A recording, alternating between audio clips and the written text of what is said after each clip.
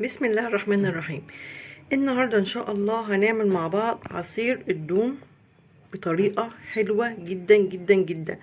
عصير منعش جدا في الصيف وحلو وكويس ومفيد قوي قوي قوي، يعني حاجة كده جميلة. وهقول لكم ازاي عملناه بالجمال والحلاوة ديت والطعم بقى، يعني والله العظيم ما يختلف عليه اتنين ان شاء الله. تحفة تحفة، لازم بجد تجربوه وتقولوا رأيكم في التعليقات.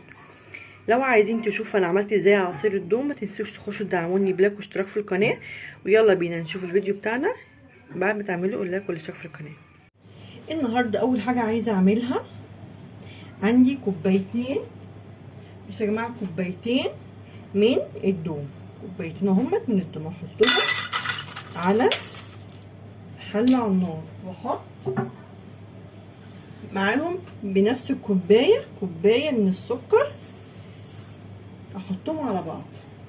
يبقى انا عندي هنا كوبايتين من الدوم مع كوبايه من السكر، وهجني اقلب لغايه ما السكر يتكرمل مع الدوم.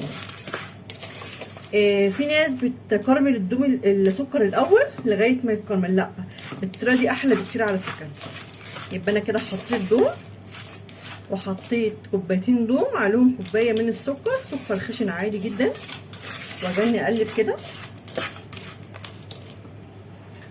يلا يا جماعه، يعني يا ريت اللي بيسمعني يخش كده يعمل لي لايك واشتراك في القناه ويشجعني. ويا جماعه برضو قولوا رايكم ايه في الفيديوهات، يعني حلوه وحشه، ايه اللي ممكن اغير فيه، يعني ادوني برضو اقتراحات كده. يعني شوفي، يعني لا انت بدك تغيري اعملي محتوى تاني، او شوفي يعني دول يعني افكار كده حلوه.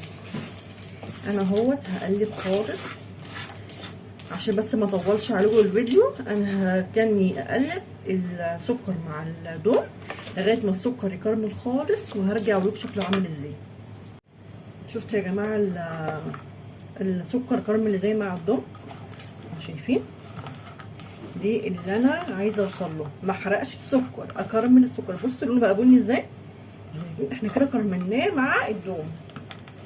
ماشي، هعمل ايه بقى؟ كل اللي انا هعمله دلوقتي اقلب بس في كده اخر تقلبتين. جايبه 2 لتر ميه، يبقى 2 لتر ميه شايله منهم كوبايه، يبقى لترين الا كوبايه، مش الا ربع الا كوبايه. وهضيفها عليها. ليه انا شلت الكوبايه؟ عشان احط مكانها لبن لما يخلص غليان. هقول لكم نعمل، هقوم احط الميه ثواني بس كده، عشان بس الموبايل الصراحه انا خايفه على البخار. احط الميه اهي بالراحه كده، حبه حبه.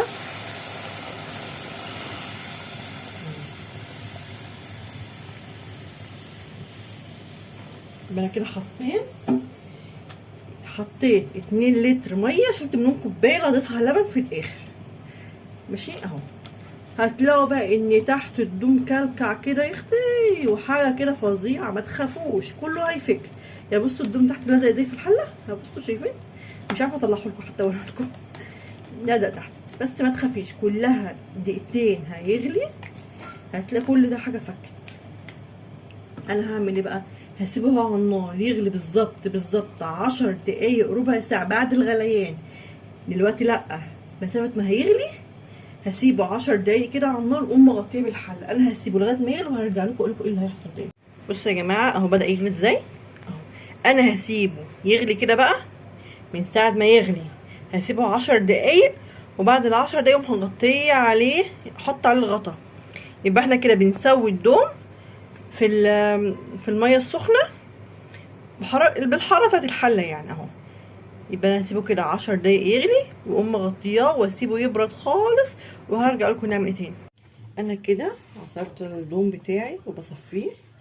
بصوا شفتوا القش بتاعه لما بيتصفى اهو، شايفين؟ ودوت شكل عصير الدوم بتاعي.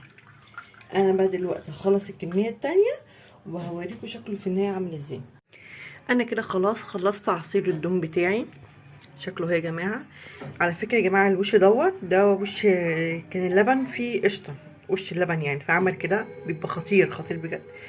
لو بقى عجبكم الفيديو بتاعي ما تنسوش تدعموني بلايك واشتراك في القناه، والسلام عليكم ورحمه الله وبركاته.